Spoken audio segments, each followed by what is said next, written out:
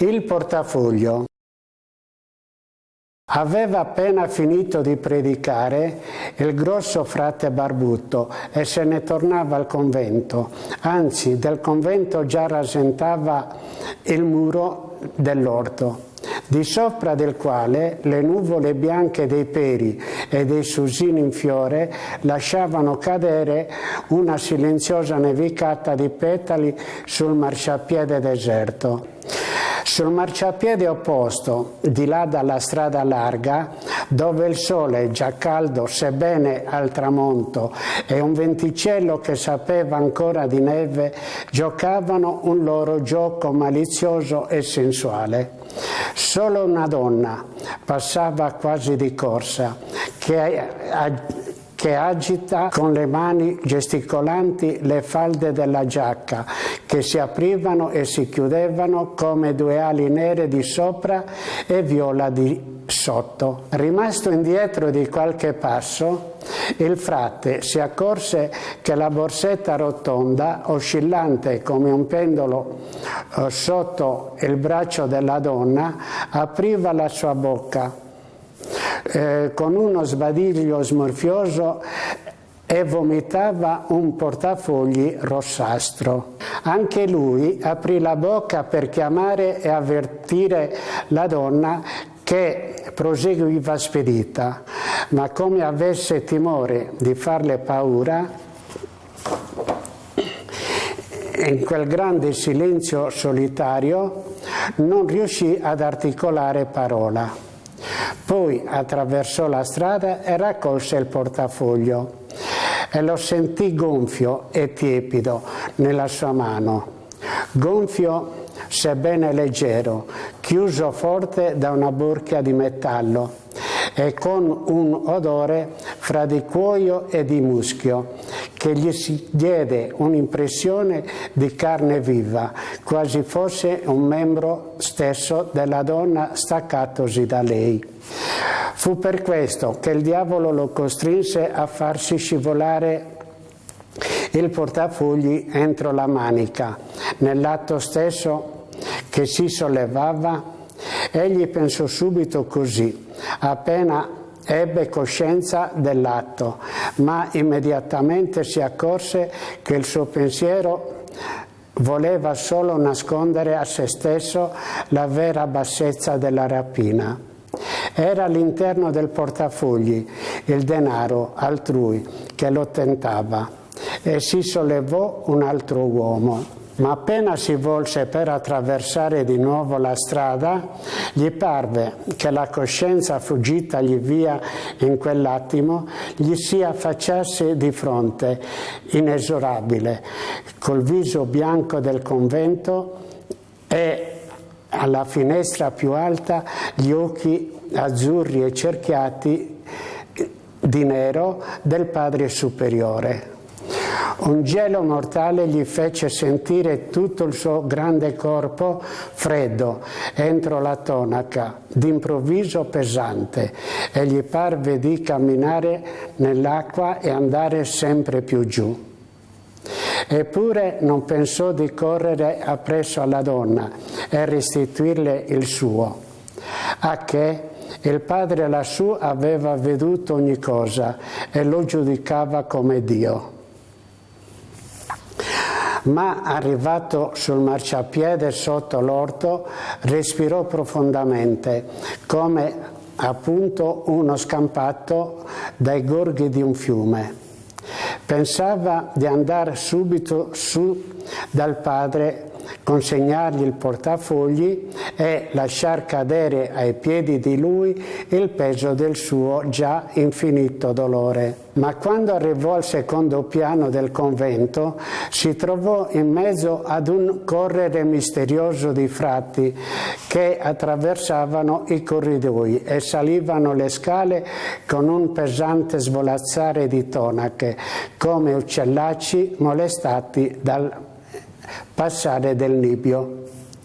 E nessuno parlava e quel silenzio rendeva più tragica la confusione. Anche lui continuò a salire, col cuore sempre più agitato. Sul pianerottolo ultimo della scala, dove questa si restringeva per arrampicarsi alla terrazza. Sotto la grande luce della finestra aperta vide i confratelli che sollevavano di terra, leggero come fatto di sola tonaca, e del viso e delle mani di cera molle, pronta a sciogliersi, il Padre Superiore. È morto per colpa mia, pensò con terrore raddoppiato dal subito accorgersi che non andava disgiunto da un senso di sollievo, poiché col Padre gli pareva se ne andasse la sua vergogna, se non il suo peccato. Il Padre era solamente svenuto, cosa che del resto gli succedeva qualche volta perché soffriva di asma. Si vede che è salito qui per respirare un po' d'aria e l'aria stessa gli ha fatto male. Forse non mi ha neppure veduto, pensa il frate affacciandosi a sua volta alla finestra, mentre i confratelli portavano giù fra le braccia il Padre Superiore. E guarda verso il punto dove ha raccolto il portafogli. È abbastanza lontano questo punto e difficile è il distinguervi un oggetto piccolo. Se andasse e vi mettesse a punto qualche oggetto per fare la prova, ma che importa? Non ha deciso di confessarsi? Una tristezza di morte lo investe e lo calpesta, e l'orto giù con la sua marea di fiori, i giardini più in là, tutti freschi e frementi, il sole e il vento in amore, la città ronzante come un alveare in maggio. Il mondo e tutto infine gli sembrava un cimitero, poiché sente che la sua coscienza è malata di un male mortale. Ridiscese e si mise accanto all'uscio del Padre Superiore, deciso a non muoversi di lì finché non gli permettevano di entrare e compiere il suo dovere. Dentro la cella, il medico, pure lui frate, di poco entrato nell'ordine dopo essere stato un gaudente, adesso legato al dolore di un cilizio che portava notte e giorno, pronunziava ad alta voce qualche parola, come parlasse fra sé. Così il frate di fuori seppe che l'infermo andava meglio.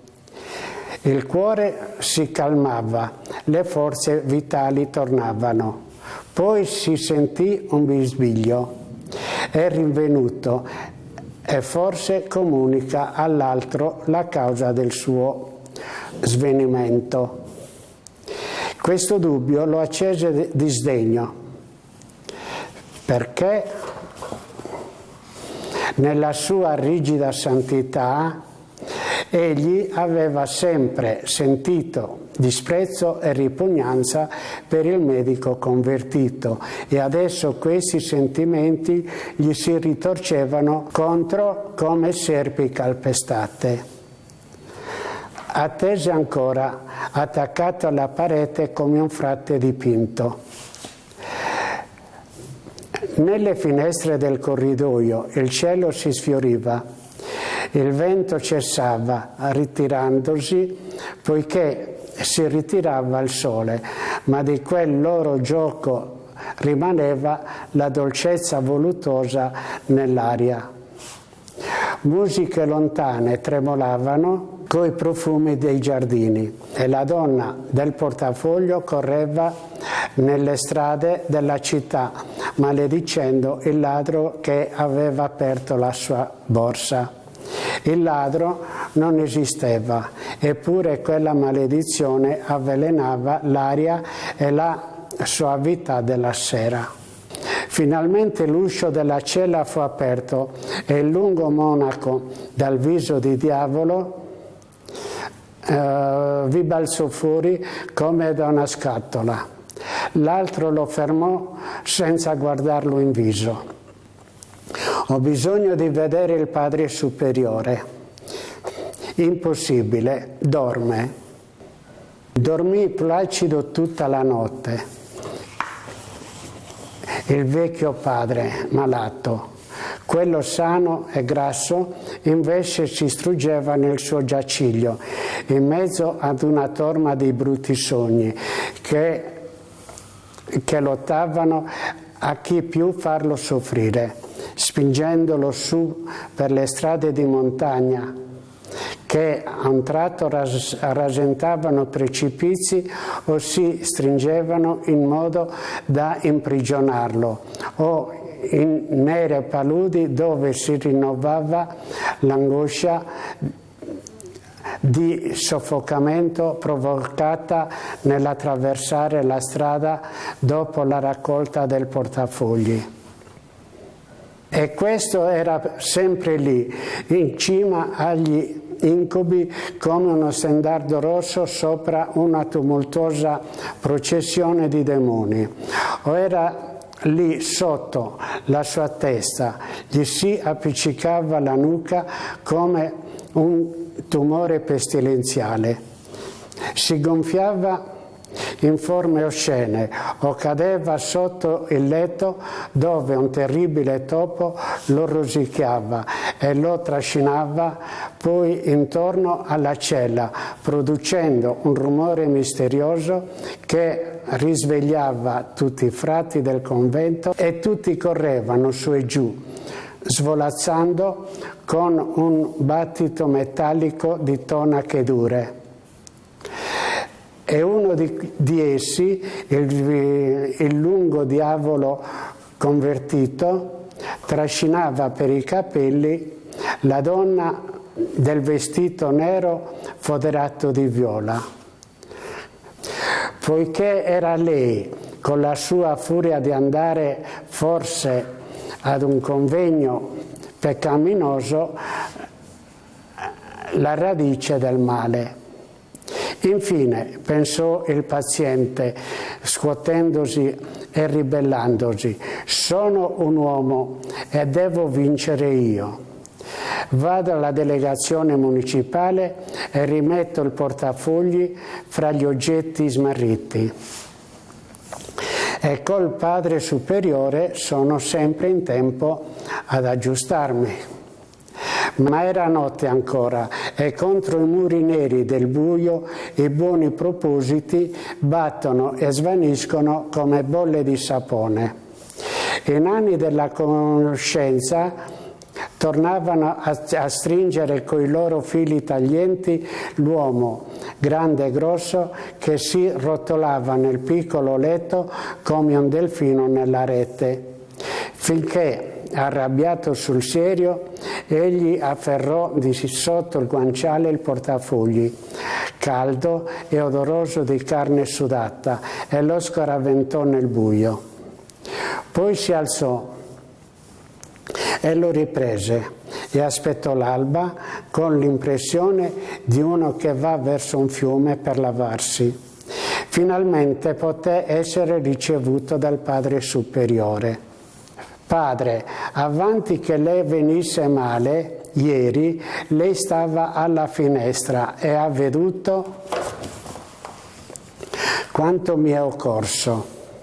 Il piccolo padre lo fissava con lo stesso sguardo lontano e vago di quando era alla finestra. Non rispose. Aveva veduto o no?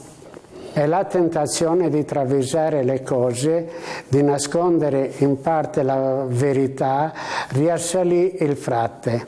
Egli la ricacciò subito e trasse dalla manica il portafoglio. L'altro guardò l'oggetto, poi guardò di nuovo in viso il colpevole. I suoi occhi s'erano come avvicinati ed esprimevano una viva curiosità. E il frate sentì che tutte le sue pene erano state inutili, che il piccolo padre non aveva veduto e non sospettava il vero. Poteva dunque salvarsi ancora dalla vergogna. Ma come salvarsi se sopra di loro il Cristo nero, con la testa sanguinante, si piegava per ascoltare? Padre, questo portafoglio l'ha perduto ieri una donna che passava davanti a me. L'ho raccolto e invece di avvertire la donna e restituirglielo, ebbene me l'ho tenuto io, con l'intenzione di profittare dei denari che forse contiene. Il padre sorrise un suo antico sorriso di beffa, che ai suoi tempi migliori era stato la sua arma più fina contro amici e nemici, e che punse il colpevole più che un atroce rimprovero. E cosa voleva farne dei denari? Non lo so. So che ho passato una notte infame per il rimorso e soprattutto per la vergogna di aver compiuto l'azione sotto gli occhi di lei, Padre, di lei che vidi solo dopo. Adesso penso di andare alla delegazione municipale e depositare l'oggetto. Ma dentro non c'è per caso qualche indicazione della donna? Non so, non l'ho aperto. Lo apra e guardi. E il terribile sorriso ravvivò ancora il viso di morto del piccolo padre, quando dal portafoglio spalancato sgorgò solo una voluminosa lettera d'amore.